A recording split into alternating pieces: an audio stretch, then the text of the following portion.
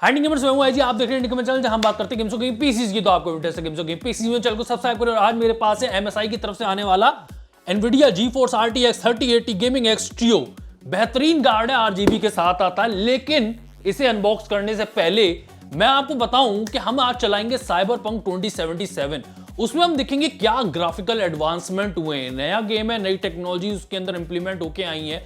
Hardware भी आप जानते हैं एनवीडिया की तरफ से जो है एम्पियर जो ग्राफिक कार्ड्स हैं उसके अंदर नई टेक्नोलॉजीज आ रही हैं। रे ट्रेसिंग के और अलग लेवल पहुंच चुके हैं, DLSS के नए वर्जन आ चुके हैं। तो क्या इस गेम में पूरे जलवे देखने को मिलते हैं? क्या आपको 3000 सीरीज के ग्राफिक कार्ड जो आप खरीदोगे उससे फायदा होगा? फ्रेम्स तो आपको ज्यादा मिलेंगे ही मिलेंगे, ये तो हम जानते ही हैं। जो एडवांसमेंट होते रहते हैं ग्राफिक कार्ड CPU सब में, वो तो हमें मिलेंगे ही। प्रोसेसिंग पावर तो बढ़ी हुई है, लेकिन उसके अंदर जो नए नए वर्जन आए हैं DLSS के, रे ट्रेसिंग के, उससे गेम कितना खूबसूरत दिखाई देता है और क्या नई नई चीजें हो रही हैं। फॉर एग्जाम्पल, पुराने जमाने में रेस्टोरेशन की पावर से शेडोज और लाइटिंग और इन डेप्थ और 3D बनाने की कोशिश की जाती थी, लेकिन अब रियल टाइम लाइटिंग की इन्वेंशन हो चुकी है। उससे डेवलपर्स के लिए इंप्लीमेंट करना भी आसान होता है और उससे रियलिस्टिक जो गेम्स का लुक होता है वो होता चला जाता है, रियल लाइफ की तरफ बढ़ता है, बजाय वो ग्राफिकल्स पुराने जमाने के लुक के वीडियो गेम टाइप के से। आइए अनबॉक्स करते हैं MSI की तरफ से आने वाले उनके Nvidia GeForce RTX 3080 gaming X trio को। कई तो बॉक्सेस जो होते हैं वो साइड से खुलते हैं, कई बॉक्सेस जो हैं ग्राफिक कार्ड के वो ऊपर से खुलते हैं।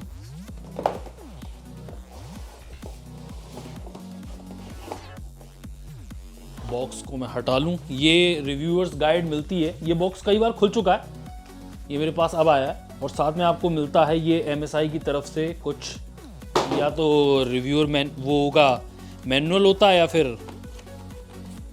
फिर बायोस वगैरह होता है, graphics card quick user guide. और ये है MSI प्रोडक्ट थैंक यू वगैरह वगैरह। और ये है gamers and creators, made for gamers and creators वगैरह वगैरह, ये इन्फॉर्मेशन है। ये फोम निकाली और यहाँ है अपना ग्राफिक कार्ड। ये है आपका MSI की तरफ से आने वाला graphic card. Triple fan edition है, gaming X trio MSI। Fans देख रहे हो आप, साइज, साथ में ब्रेड देखो आप इसकी ग्राफिक कार्ड की। ट्रिपल शॉट एडिशन है और पावर के लिए आप देख रहे हो 3 8 पिन कनेक्टर्स हैं। साथ में ये वाइट वाला बार जो आप देख रहे हो ये RGB के लिए है।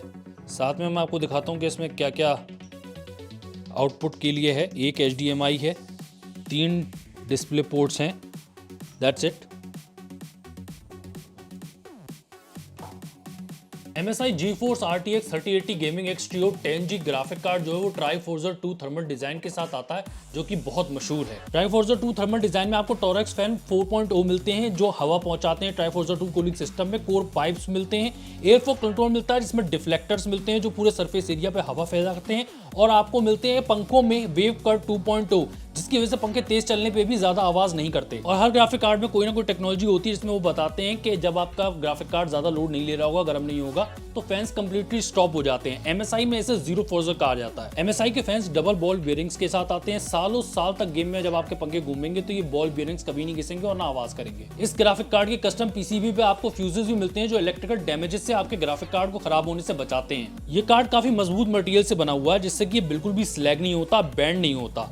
लेकिन और उसे स्ट्रेंथन करने के लिए आपको इसके साथ एक सपोर्ट ब्रैकेट भी मिल जाता है जो आप अपने कंप्यूटर केस में लगा दो और ग्राफिक कार्ड बिल्कुल भी अपनी जगह से नहीं हिलेगा। MSI Nvidia GeForce RTX 3080 gaming X trio 10G graphic card के बारे में और जानने के लिए आपको लिंक दे रखा मैंने डिस्क्रिप्शन पे, उस पर चेक करें। MSI का हार्डवेयर प्रोडक्ट तो मैंने आपको दिखाई दिया है, साथ में इनके सॉफ्टवेयर के बारे में बता दे रहा हूँ। MSI का ड्रैगन सेंटर भी आता है, MSI का मिस्टिक लाइट इंक्लूडेड है इसके साथ। मिस्टिक लाइट आप जानते हो RGB कंट्रोल करने के लिए होता है। और MSI आफ्टर बर्नर को तो सभी लोग जानते हैं। अगर आपको ओवरक्लॉकिंग करनी है या फिर मॉनिटर करना अपने हार्डवेयर को, वो CPU GPU RAM सब कुछ बनाता है, वो तो इंडस्ट्री स्टैंडर्ड सॉफ्टवेयर है MSI आफ्टर बर्नर, उसे भी चेक कीजिएगा। आपको एक कहानी सुनाना चाहता हूं। मेरे दोस्त ने आज से 10 साल पहले एक नया स्मार्ट टीवी खरीदा।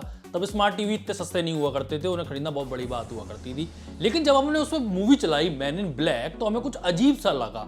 हम डिफाइन नहीं कर पा रहे थे, शब्दों में बता नहीं पा रहे थे, लेकिन कुछ अजीब सा हो रहा था। हमने दुकानदार को फोन किया, दुकानदार ने कहा ऐसा ही होता है। शब्दों की कमी होने की वजह से हमसे उसे ये बता पा रहे थे कि मूवीज जो हैं वो जैसे टीवी सीरियल्स होते हैं वैसी चल रही हैं, और हम कुछ नहीं बता पा रहे थे। अब उसने कहा ऐसा नया टीवी में होता ही है और ये तो एडवांस फीचर है। एक्चुअली में ऐसा नहीं था।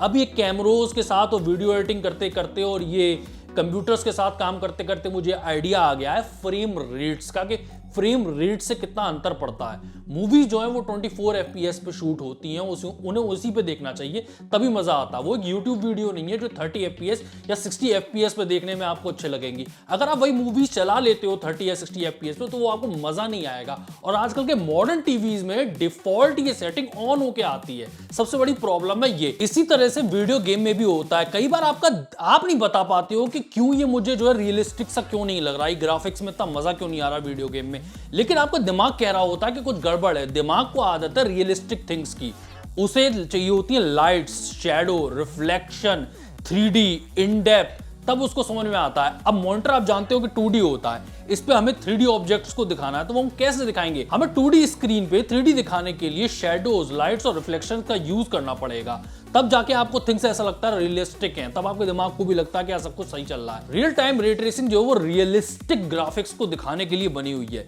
जितना आप रे ट्रेसिंग की तरफ जाओगे, जितना आप इंप्लीमेंट करोगे इस चीज को, तो आप रियलिज्म की तरफ जा रहे हो। जितना आप रेस्टराइजेशन और रे ट्रेसिंग को छोड़ोगे तो आप पुराने पे हो। उस पे कर पाना, रियलिज्म दे पाना, 3D दे पाना, वो होना बहुत मुश्किल है। लोग करते तो हैं, डेवलपर्स को बहुत मेहनत करनी पड़ती है, लेकिन वो बात नहीं आती जो रियल टाइम रे ट्रेसिंग में आती है। अगर आपको इंपॉर्टेंस देखनी हो ना लाइटिंग की वीडियो गेम्स में, तो आप किसी भी सीन में, जिस गेम में RTX का इंप्लीमेंटेशन हुआ है, आप उसमें RTX ऑन और ऑफ करके देखो, आप रे ट्रेसिंग और DLSS को जज करो। और मैं आपको सही बताऊं, साइबरपंक 2077 रे ट्रेसिंग के लिए ही बना हुआ है। परफेक्ट गेम है इस टेक्नोलॉजी को डेमोन्स्ट्रेट करने के लिए, क्योंकि ये वो वाला गेम नहीं है विचर 3 की तरह जहां लाइट का सिर्फ एक ही सोर्स है, जैसे कि सूरज हो गया। ये एक मॉडर्न गेम है, इसमें बहुत सारी आर्टिफिशियल लाइट्स हैं। सूरज तो है ही, और वो आर्टिफिशियल लाइट्स भी जो स्मूथ सर्फेसिस हैं, जैसे कि ग्लास है, मेटल है, मॉडर्न वर्ल्ड है, तो ये तो सब चीजें होंगी। पानी भी होगा, उस पर रिफ्लेक्ट भी करेंगी। तो लाइट का जो खेल होता है, शैडोज का जो खेल होता है, वो आपको इस गेम में सबसे अच्छा देखने को मिलेगा। ये जो वीकर रूम है, सही बता रहा हूँ, ये रूम मुझे बहुत अच्छा लगा साइबरपंक 2077 में, और मैं अपनी रियल लाइफ में भी ऐसा रूम बनाने की कोशिश करूंगा। लेकिन ये आप उसका कंप्यूटर सेटअप देख रहे हो, आप देख रहे हो लाइट ऊपर से आ रही है टेबल के, तो टेबल के नीचे आपको अंधेरा मिलना चाहिए। तो रे ट्रेसिंग जब ऑन करते हो आप, तो अंधेरा मिलता है, वरना नहीं मिलता है। और दूसरी साइड आप दीवार पे देखोगे, थोड़ी लाइट आपको दिखाई देती है जब आप रे ट्रेसिंग ऑन करते हो, क्योंकि वो लाइट थोड़ी सी बाउंस होकर उधर जा रही है। और वहीं रे ट्रेसिंग ऑफ होती है तो आपको नहीं दिखाई देती वो लाइट। और आप बगल में शीशा देखो, शीशे के अंदर लाइट का तो रिफ्लेक्शन ही नहीं आता है अगर आपकी रे ट्रेसिंग ऑफ होती है। और वहीं RT रिफ्लेक्शंस आपके काम करते हैं जब आप रे ट्रेसिंग ऑन कर देते हो, और आपको लाइट का रिफ्लेक्शन मिलने लगता है। इवन अगर आप दूर देखोगे तो एक छोटा सा ऑब्जेक्ट रखा हुआ है, वो छोटा सा ऑब्जेक्ट तो बिल्कुल जैसे पुराने गेम में प्लेसमेंट कर दिया जाता था, और उसके ऊपर तो रेस्टराइजेशन, लाइट और शेडोज भी नहीं डाली गई हैं, वो बड़ा वियर्ड लग रहा है। वहीं रे ट्रेसिंग ऑन होती है तो उस पर भी लाइट का इफेक्ट पड़ने लगता है। देखिए, रियल टाइम रे ट्रेसिंग बहुत ही ज्यादा इंपॉर्टेंट है, क्योंकि रेस्टराइज गेम जो होते हैं उसमें सारी लाइट जो है उन पर शेडो नहीं हो सकती। Not all lights can be shadowed. उसकी वजह से वो गेम जो है वियर्ड सा लगने लगता है, अजीब सा लगने लगता है, साफ पता चलने लगता है कि ये ग्राफिक्स है, ये रियलिज्म की तरफ नहीं जा रहा है। रे ट्रेसिंग को ऑन करते ही आप प्रॉपर शेडोज देख सकते हो।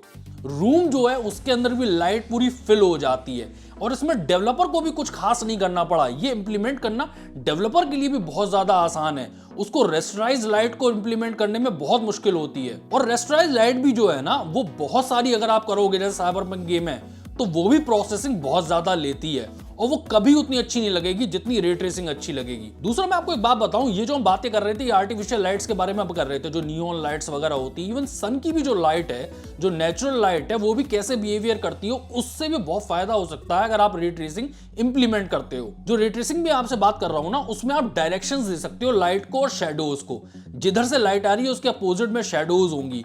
उसकी वजह से क्या है, सब चीजें ग्लो नहीं करती, कुछ अंधेरे में रहेंगी यानी कि शेडोज होंगी, कुछ ग्लो ज्यादा करेंगी। लेकिन जब रेस्टराइज आप स्काईलाइट रखते हो तो फिर सब कुछ ग्लो करने लगता है। उसकी वजह से दिक्कतें होती हैं, वो रियलिज्म से दूर हो जाता है। लेकिन उसको हैंडल करने के लिए एक जमाने से, आज से 10 साल से करीबन से कई टेक्नोलॉजीज लॉन्च हो चुकी हैं, जैसे SSAO है या SSR है। SSAO होता है स्क्रीन स्पेस एम्बिएंट ऑक्लूजन, और SSR होता है स्क्रीन स्पेस रिफ्लेक्शन। ये स्क्रीन स्पेस इफेक्ट्स हैं जो रेस्टोरेशन के टाइम से मदद करते हुए आए हैं इन चीजों में। अब रे ट्रेसिंग है, लेकिन पहले ये चीजें मदद करती थी, और इनकी बहुत जरूरत है। और ये डायरेक्शन ऑफ लाइट और ये शेडोज की जो मैं बात कर रहा हूं, इसकी वजह से आपको डेप्थ मिलती है।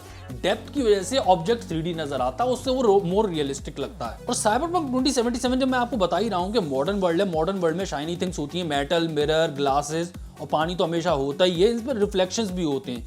यहाँ पर ray tracing reflections, RT reflections अपनी पावर दिखाते हैं। जहां पर जो ट्रेडिशनल एसएसआर था, स्क्रीन स्पेस रिफ्लेक्शंस थी, वो फेल होते हैं या फिर उतने अच्छे नहीं होते हैं। आरटी रिफ्लेक्शंस की कई सारे फायदे हैं, जैसे कि अगर नेचुरल लाइट ब्लू है और अगर किसी सीन में येलो है तो वो दोनों मिक्स होकर आपको दिखाई देंगी। या फिर आरटी रिफ्लेक्शंस की अगर आपको सही ताकत देखनी है तो आप ग्लास पे भी देख सकते हो, जो शीशे होते हैं गाड़ियों वगैरह के, तो उसकी थोड़ी सी आप अगर ग्लास की प्रॉपर्टीज देखोगे तो वो मिरर की तरह भी इफेक्ट करते हैं। वो ट्रांसपेरेंट तो होते हैं, उसके आर पार तो आप देख ही सकते हो, लेकिन साथ में आपको रिफ्लेक्शंस भी दिखाई देते हैं और इन दोनों को बैलेंस कर पाना बड़ा मुश्किल था, लेकिन आरटी रिफ्लेक्शंस में ये काम बड़ा आसानी से हो जाता है। इन सीनों में आप देख सकते हो कि गाड़ी जो है, पहले जो ग्लासेस थे गाड़ी के वो उतने अच्छे नहीं लग रहे थे जब विदाउट आप आरटी रिफ्लेक्शंस को यूज करते हो, और आरटी रिफ्लेक्शंस को यूज करते ही ग्लास तो गजब का हो ही जाता है, वो तो अच्छा परफॉर्म करने लगता है। ट्रांसपेरेंट आप उसके आर पार देख सकते हो और साथ में आप अपने पीछे का जो रिफ्लेक्शन भी देख सकते हो, साथ में गाड़ी भी आप देखो कितनी रिफ्लेक्ट कर रही है, जो मेटल है वो शाइनी पता चल रहा है। लेकिन आप जानते हो रे ट्रेसिंग का जब डेवलपमेंट होता है उसके साथ साथ डीएलएसएस का भी डेवलपमेंट हुआ है, वो बहुत ही जरूरी है।